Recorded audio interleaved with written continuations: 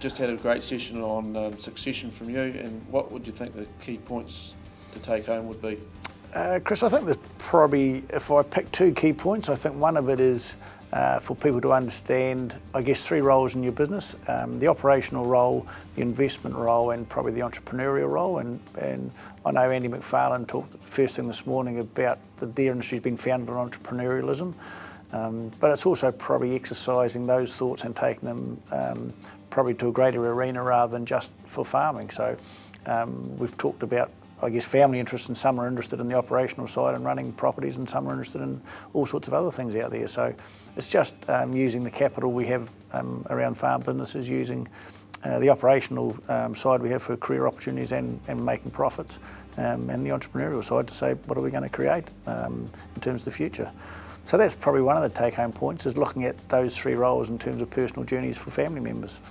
The second point, I think, would be let's think about succession as managing change. It's a process of managing change, and if we break that down, I guess there's some components of managing change about taking some of the emotional drivers onto the table and understanding why people are behaving, and energised or perhaps reluctant to engage in conversation is quite an important thing. Let's talk a little bit about, I guess, what shared vision is. Let's understand what families are trying to achieve as families, individually, collectively.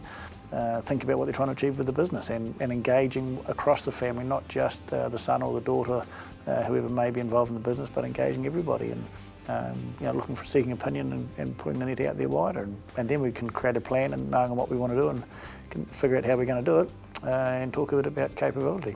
Yeah, one of the big things that I took from your message was that communication. Yes. Communication between the different siblings and the parents, and how that family business is structured.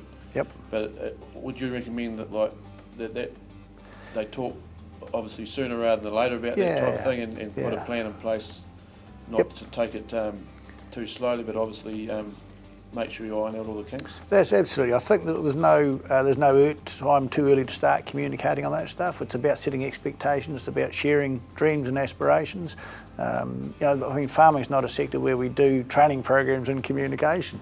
And the challenge we've got, I guess, is that we're talking about money, we're talking about a lifetime of work, we're talking about the family house, which we don't have in other businesses. So there's a whole bunch of emotional drivers which crank up, tension and energy in those conversations. But let's take our time and work through this stuff. And we're not going to knock it over in one conversation, but build our conversations and get the trust and respect going in those conversations to get some outcomes. Yeah, because I guess a lot of the goals will be different from different parties. Yeah, absolutely. So they're different across generations. They're different within generations. We bring in-laws into the conversation, and they've got a different perspective. They may have come from a farm, or they may have come from a family culture, and that's different around communication.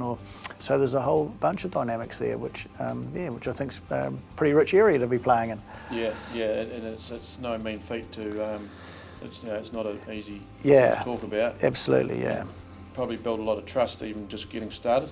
Yes, too right, absolutely. So it's too difficult. I mean, the banks understands that it's a difficult process, and that's a little bit why my role's been invested in by the bank, just to help families communicate around that, and try and keep some objectivity in there. And let's just make a start and make Toyota Motor Companies. They build an industry on saying continual incremental progress. So let's start where we can and progress with it. So